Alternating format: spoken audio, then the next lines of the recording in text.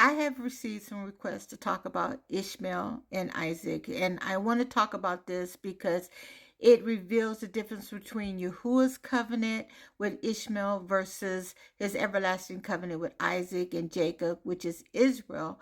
And if you understand who Ishmael is and what Yahuwah promised him, it will help clarify why the inheritance, the land, and the covenant were not given to him despite him being Abraham's first son.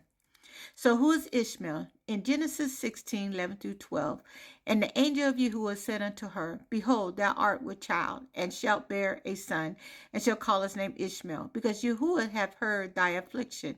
And he will be a wild man, his hand will be against every man, and every man's hand against him, and he shall dwell in the presence of all his brethren. Ishmael, firstborn of Abraham through Hagar, an Egyptian maidservant of Sarah, in Genesis 16:1-4. His name means El hears, God hears. Was born outside of Yahuwah's plan when Abraham and Sarah acted in human impatience. In Genesis 17:25, he was circumcised at 13, but the covenant of promise was not given to him. Yahuwah's promise to Ishmael was in Genesis 17:20. As for Ishmael, I have heard thee. Behold, I have blessed him, and will make him fruitful, and will multiply him exceedingly. 12 princes shall be begat, and I will make him a great nation. In Genesis 21:13, and also of the son of the bondwoman will I make a nation, because he is thy seed. So what was promised to Ishmael? Let's see. It was fruitfulness and multiplication. He would have many descendants, a large nation, 12 princes, Genesis 25:16. 12 tribal leaders came from him, similar to Israel, a great nation, geopolitical power and territory, survival and presence. He would dwell near, not within his brother's land, but not the covenant, the land of promise, or the eternal seed line. He wasn't promised, which Ishmael was not given. So this is what he was not given. In Genesis 17:21, but my covenant will I establish with Isaac, which Sarah shall bear unto thee at this set time in the next year. Yahuwah made it clear the covenant of the promised land, the chosen people, and the Messiah would come through Isaac, not Ishmael. Later, Jacob, Isaac's son, was chosen over Esau, confirming the line. In Isaac shall thy seed be called. Romans 9:7 and Genesis 21-12. So where is Ishmael's land? Genesis 25:18. And they dwelt from Havilah unto Shur. This is before Egypt, as thou goest toward Assyria, and he died in the presence of all his brethren.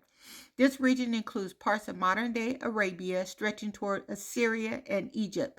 Many scholars and historians associate Ishmael's descendants with Arab peoples, especially in the Arabian Peninsula, Jordan, and parts of North Africa. Ishmael's descendants became a great multitude, mostly notably the Arabs. Islam claims descendants from Ishmael through Muhammad, though this is a later tradition not confirmed in scripture. His descendants have often been in conflict with Israel, fulfilling Genesis 16:12, his hand against every man. And so that's where a lot of the war has been between the Arabs and those imposters over there in Israel, because they believe they are the promised son, because he was Abraham's firstborn son.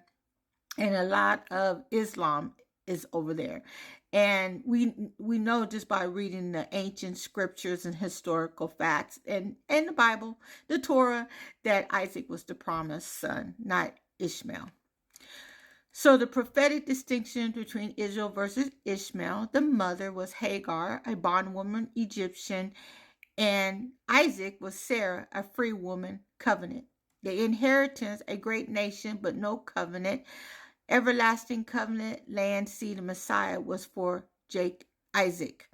For the land, Ishmael was the Arabian region, and Isaac was the Canaan, Israel, and beyond. The sign was fruitfulness for Isaac, and for Ishmael, and for Isaac was covenant and the Messiah. The conflict for Ishmael was war against brothers, and for Isaac suffered exile, then restoration.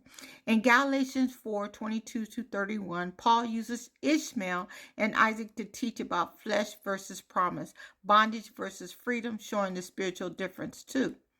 So the final truth, Ishmael was blessed but not chosen for the covenant. Yahuwah's plan was always through Isaac, Jacob, Israel, 12 tribes, Yahusha, and the Messiah. The land of Canaan, the promises, and the spiritual authority were not given to Ishmael or his descendants. Today, many of Ishmael's descendants are in Islam, but this is not the covenant of Yahuwah. He shows his word to Jacob, his statutes and judgments to Israel. He has not dealt so with any nation. And that was in Psalms 147:19-20. Now I will talk about Isaac.